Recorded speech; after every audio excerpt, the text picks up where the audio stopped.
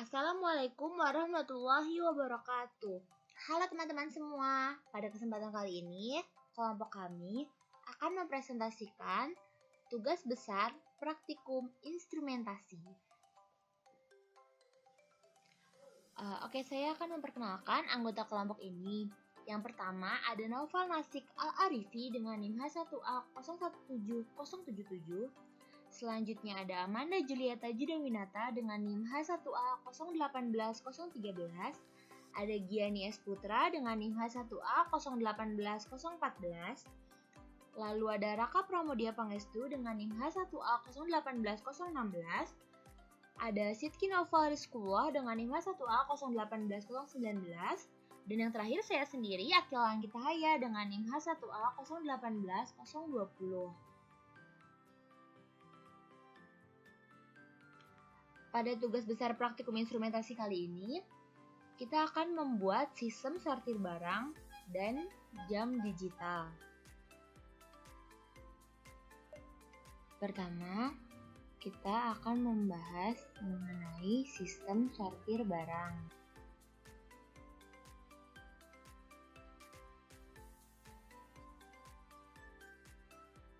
Ya, kali ini saya Raka Pramodia Pangestu NIM H1A0180016 akan menjelaskan fungsi dari komponen-komponen pada rangkaian sorting. Untuk komponen-komponen yang digunakan pada rangkaian sorting sendiri terdapat Arduino Uno, 3 IR obstacle, 3 motor servo, 1 motor, relay, 3 LED biru, 1 LED merah, 1 push button, kabel, dan resistor 1K. Yang pertama ada Arduino Uno. Arduino Uno merupakan perangkat utama yang berperan sebagai mikrokontroler dalam sistem sorting. Arduino dapat disambungkan untuk mengontrol LED, motor DC, relay, servo, modul, dan sensor-sensor yang lain. Selanjutnya ada IR obstacle sensor. Rangkaian sensor inframerah menggunakan fototransistor dan LED inframerah yang dihubungkan secara optik. Fototransistor akan aktif apabila terkena cahaya dari LED inframerah. Inframerah ini digunakan sebagai proteksi benda. Selanjutnya ada motor servo. Motor servo adalah perangkat listrik mandiri yang memutar bagian-bagian mesin dengan efisiensi tinggi dengan presisi tinggi.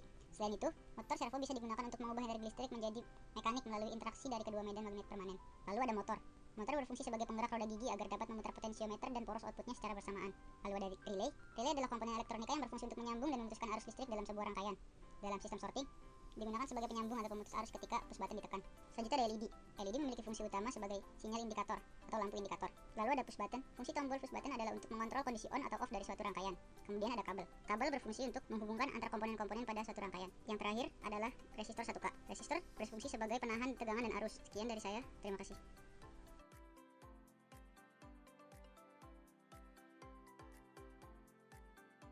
Nama saya Sidki Naufal Rizkullah, NIM-nya H1A0180019. Sistem sorting ini berbasis Arduino yang dilengkapi dengan konveyor, dan konveyornya digerakkan oleh sebuah motor, di mana barang akan berjalan di atasnya. Jadi barangnya terdiri dari 3, ada box A, ada box B, dan box C. Nah, ketiga box itu dimensinya berbeda. Box A 5x5x5 cm, box B 8x8x8 cm, box C 10x10x10 cm. Selanjutnya, barang akan melewati 3 zona sorting. Ketika barang melewati zona A, maka konveyor akan mati dan relay A aktif, sehingga box A akan didorong menggunakan motor pendorong A. Begitu pula dengan zona B dan C. Sistem sorting ini dilengkapi juga dengan push button untuk on-off-nya. Kelompok kami menggunakan konsep seperti ini. Jadi ini ilustrasinya sebuah mesin sorting, di mana ini ada motor konveyor. Di sini di sebelah kanan ada zona A, ini zona B, dan ini zona C. Contohnya, misalkan sebuah box B berjalan di atas motor konveyor, kemudian melewati zona C, maka si box B ini tidak akan terdeteksi oleh sensor C. Tetapi ketika si box B ini berada pada zona B, akan terdeteksi oleh sensor B, yang kemudian mesin pendorong B akan bekerja untuk mendorong box B ini. Begitupun dengan box yang lainnya seperti box C dan box A. Untuk membedakan antara box A, box B, dan box C, penempatan sensornya ditempatkan secara berbeda seperti ini. Ini untuk penempatan sensor A atau zona A pada ketinggian terendah, ini sensor B, dan ini sensor C. Jadi ini berjalannya dari kanan ke kiri. Misalkan ini ada sebuah box A berjalan di atas motor konveyor, ketika melewati zona C, maka si sensor ini tidak akan mendeteksi adanya benda karena ketinggiannya berbeda. Tetapi ketika ini melewati zona A, maka akan terdeteksi oleh si sensor A ini, dan motor pendorong akan mendorong box A. Begitupun dengan box yang lainnya. Jadi untuk membedakannya seperti itu. Lanjut ke Proteusnya. Untuk simulasinya, kami menggunakan sensornya yaitu sensor IR obstacle atau inframerah, di mana sensor inframerah ini berfungsi untuk mendeteksi sebuah objek. Ini merupakan sensor A, ini sensor B, dan ini sensor C. Begitupun ini dengan motor servonya sebagai motor pendorong. Ini pendorong A, ini pendorong B, ini pendorong C. Kemudian ini ada lampu indikator. Lampu indikator ini untuk mengetahui jika si sensor mendeteksi, maka lampu ini akan menyala. Lalu motor konveyornya di sebelah sini. Ini untuk motor konveyornya. Kemudian ini ada push button untuk menentukan apakah mesin ini on atau off. Saya jalankan saja simulasinya. Nah, si motor tidak bekerja karena posisi mesin ini berada pada kondisi off. Untuk mengkondisikan mesin ini on, tinggal ditekan push button 1 kali, maka kondisi akan on dan lampu indikator akan menyala. Ini menandakan bahwa mesin ini bekerja. Dan ketika mesin bekerja, ketika tombol on ini nyala, maka si motor konveyor akan berjalan. Untuk pendeteksiannya, misalkan kita akan mendeteksi si box B, yaitu pada zona B, yaitu si sensor B ini.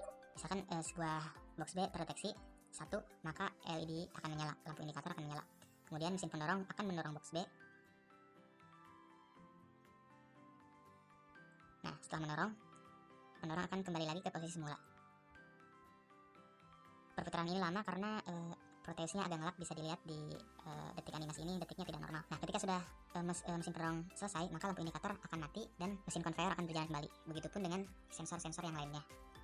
Untuk mematikannya tinggal menekan tombol push button ini 1 kali untuk kondisi off lagi. Kemudian saya akan menjelaskan terkait dengan programnya. Ini program pada Arduino. Pertama-tama pemanggilan servo.h. Servo.h ini merupakan sebuah library untuk motor servo. Selanjutnya dideklarasikan myservo 1, myservo 2, myservo 3 ke variable servo ini. Karena memakai 3 motor servo, maka si ini dideklarasikan dengan nama yang berbeda. Ini untuk motor servo 1, untuk motor servo 2, dan untuk motor servo 3. Lalu selanjutnya pendeklarasian variabel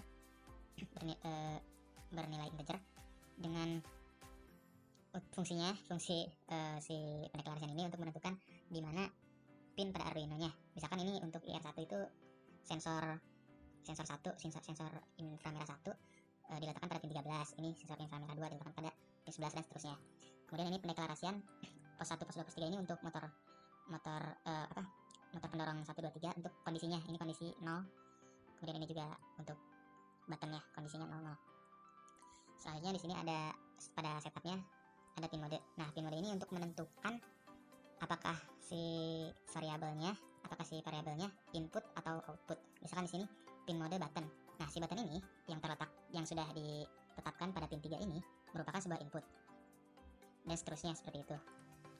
Untuk ini juga sama. Ini LED 3 pada pin 4. Nah, pin 4 ini sebagai outputnya. Terus ada myservo attach 12. Ini maksudnya myservo motor servo 1 ini attach diletakkan pada pin ke-12 di Arduino. Jadi motor servo 1-nya diletakkan pada pin 12. Ini motor servo 2 diletakkan pada pin 10, motor servo 3 diletakkan pada pin 8. Selanjutnya ada perulangannya.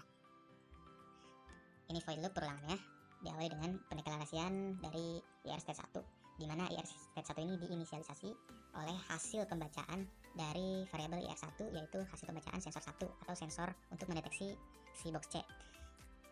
Nah, ini pendeklarasian ini sebenarnya digunakan agar pada saat melakukan pengkondisian tidak memakan banyak karakter, jadi lebih sederhana.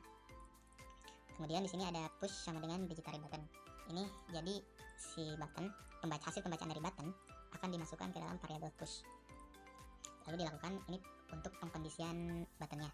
Ketika push tidak sama dengan last button state, maka akan berjalan kondisi jika push high, maka button push counter increment atau menambah 1 nilainya. Kemudian delay selama 5 milisecond. Misalkan ini tadi digital button sebelum dinyalakan berada pada nilai 0. Nilai 0 ini dimasukkan ke variable push, kemudian variable push akan bernilai 0, tidak sama dengan last button state. Nah, last button state ini tadi nilainya adalah 0. Maka ketika 0 tidak sama dengan 0, maka false. Jika false, ini tidak akan berjalan. Jika ini tidak berjalan, maka selanjutnya kondisi yang terjadi adalah akan menjalankan yang else ini, mesinnya mati. Nanti akan saya jelaskan bagaimana kondisi mesin mati. Kalau misalkan buttonnya ditekan, ada triggernya, berarti nilainya 1. Dan 1 ini dimasukkan ke push. Ketika push ini 1 tidak sama dengan 0, maka true kan. 1 tidak sama dengan 0, true, maka akan menjalankan ini. Pushnya 1 sama dengan high, benar, maka button push counter akan plus akan naik 1. Delay. Nah, selanjutnya ini last button step-nya bernilai push. Ini untuk mengembalikan lagi nilai push ke semula. Kemudian ada ini if button push counter, ini modulus. Ketika button counter di modulus 2 dibagi 2, maka jika sisanya 0, maka kondisinya true, maka mesin akan menyala. Nah, untuk kondisi mesin nyala, di sini terdapat digital write LED on high. Artinya ketika kondisi ini benar, maka si LED on ini akan menyala. Kemudian motor conveyor akan menyala. Lalu myservo write 1 pos 1 ini berfungsi untuk menyalakan motor servo, tetapi tidak untuk memutarkannya, hanya menyalakannya saja. Kemudian selanjutnya ini kondisi sensornya, sensor 1, sensor 2, sensor 3 ketika terdeteksi atau tidak. Untuk ini IR state 1 kondisi sensor high, artinya kondisi sensor satunya berada pada kondisi mendeteksi dan yang sensor lainnya tidak mendeteksi, maka lampu indikator sensor dari satu ini akan menyala dan si motor conveyornya akan mati. Kemudian ini for ini untuk melakukan perulangan untuk motor servonya. Nah, pos 1 sama dengan 0, kondisi awal pos 1 berputar sejauh 180 derajat. Nah, jadi ketika ini dijalankan di trigger 1, nah, ini dari 90 derajat akan berputar sejauh 180 derajat, itu sampai plus 90. Kemudian untuk kembalikan ke posisi awal dilakukan decrement ya, atau penurunan 1 ini. Ketika posnya tadi pada posisi 180 derajat, maka akan dilakukan pengurangan 1 di mengembalikan ke posisi 0 ini. Nah, jadi ketika dikembalikan, maka si motor ini akan kembali ke posisi semula.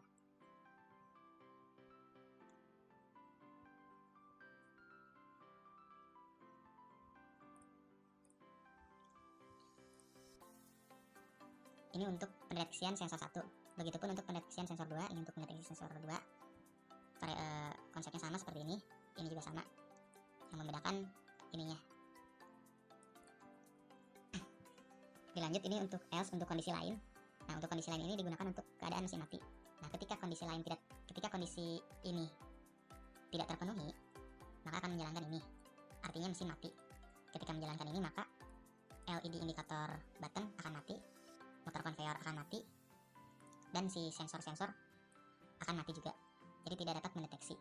Misalkan sensor 1 high, maka LED-nya mati, si motor conveyornya tidak berputar. Begitupun dengan sensor-sensor yang lainnya.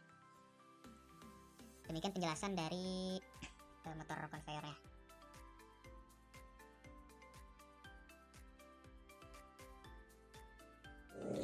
Assalamualaikum warahmatullahi wabarakatuh. Perkenalkan, nama saya Amanda Julieta Judeminata, NIM H1A 018 013. Di sini saya bertugas untuk menjelaskan komponen-komponen apa saja yang terdapat pada rangkaian jam digital ini. Yang pertama yaitu microcontroller yang kita gunakan, yaitu Arduino Uno. Jadi Arduino Uno itu microcontroller yang biasa digunakan pada umumnya. Lalu yang kedua itu ada 7 segmen 8 digit. Nah, nantinya 7 segmen 8 digit ini akan menampilkan jam, menit, dan detik. Lalu ada MAX 7219. Nah, MAX 7219 ini merupakan jenis IC yang fungsinya sebagai driver antarmuka antar microcontroller dan 7 segmen itu sendiri. Setelah itu ada buzzer. Nah, buzzer ini nantinya akan menyala ketika waktu menunjukkan pukul 12 siang dan 4 sore. Jadi agar tidak melebihi jam waktu kerja. Setelah buzzer yaitu ada 3 push button. 3 push button ini terdiri dari setup, up, dan down. Jadi push button ini untuk men-set jam digital itu. Kalau yang setup itu untuk mengatur waktu kembali ke awal. Kalau yang up itu untuk menambahkan 1 angka. Kalau yang down itu untuk mengurangi 1 angka. Lalu setelah itu ada wire. Nah, wire ini fungsinya itu untuk membuat jalur yang menghubungkan antara komponennya. Jadi nanti ketika rangkaian ini dijalankan, rangkaian ini akan menampilkan jam, menit, dan detik. Lalu buzzernya itu akan menyala ketika pukul 12 siang dan 4 sore. Sekian dan terima kasih. Wassalamualaikum warahmatullahi wabarakatuh.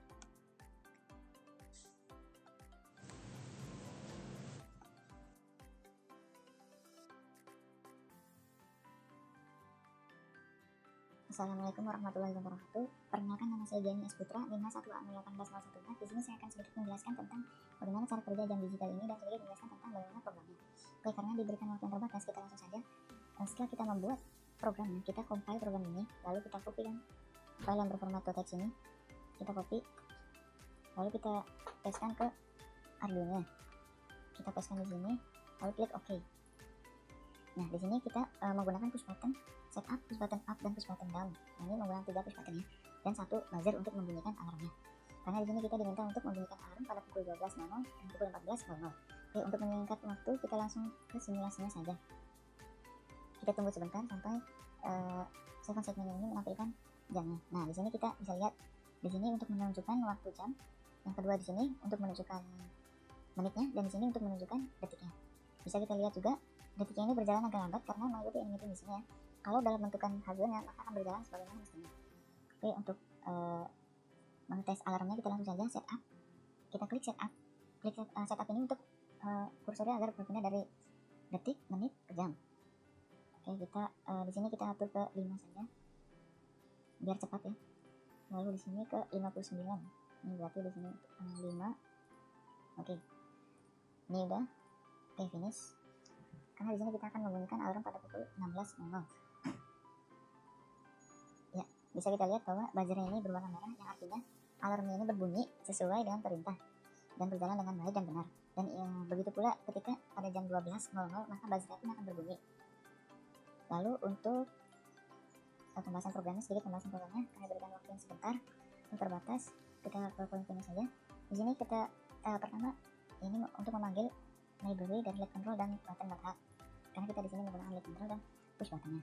Lalu di sini ada pendefinisian dari push button down-nya, kita hubungkan dengan pin 2 Arduino, up-nya kita berhubungan dengan pin 3, dan untuk set-nya kita hubungkan dengan pin 4. Di sini ada pull up untuk melakukan interrupt pull up dan lain-lainnya.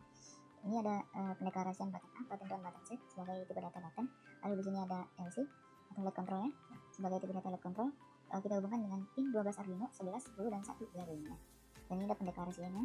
Lalu ini ada variabel penyimpan logika setup. Lalu di sini ada pengambilan waktu dari komponernya. Ini untuk mengambil waktunya ya. Lalu kita langsung saja ke ini.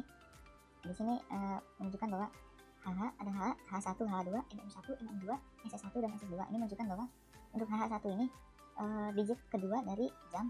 Lalu untuk HH2 ini untuk digit pertama dari jam. Begitupun untuk menit dan detiknya. Lalu kita langsung saja ke setup ya. Di sini ada LC shutdown untuk ini display, dan di sini ada set intensity. Set intensity ini untuk mengatur kecerahannya, kecerahan sensor atau LC-nya.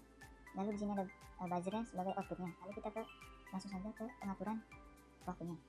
Ini di sini kita menggunakan milis karena milis ini multitasking ya. Jadi saat detiknya ini atau menitnya ini menunjukkan 59, maka jika detiknya menunjukkan 59, maka menitnya akan bertambah.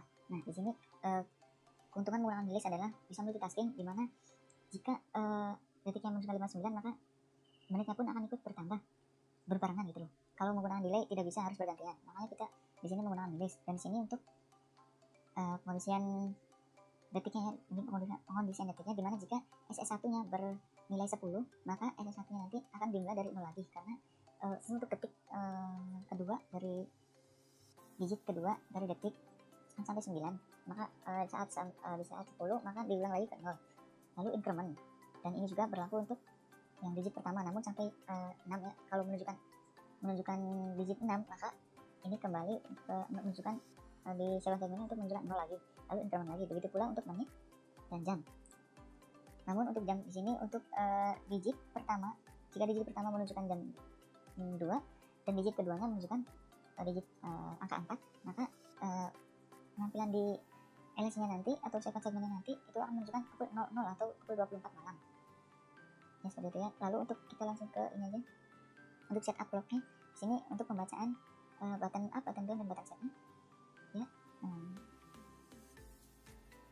Ini ada sintaksnya seperti ini. Lalu di sini untuk button set-nya, jika kita menekan button set-nya, maka kita akan bisa berpindah dari detik, menit ke jamnya. Lalu untuk button up ya, ini ketika kita menekan button up-nya, maka ini akan menunjukkan step-nya itu dimana kita kursornya, misal kita di menit, maka kita pencet atau push button up-nya, maka akan increment atau menaikkan digitnya. Lalu ini untuk decrement atau decrease, ini untuk menurunkannya. Lalu ini untuk ini untuk ketika kita menekan lama buttonnya, maka akan lebih cepat untuk menaikkannya gitu atau menurunkannya. Lalu di sini kita langsung aja ke di sini ya, ada pengondisian dari incrementnya atau counter incrementnya, dimana jika di detik untuk digit pertama kurang dari 5, maka akan increment atau ditambah 1 gitu, akan naik tambah 1 sampai menunjukkan ke 5. Begitu pula dengan digit yang kedua dari detik, jika kurang dari 9, maka akan bertambah 1 sampai 9, dan 10 untuk mengulang ke angka 0 lagi. Begitu pula dengan menit dan jam, berlaku sama.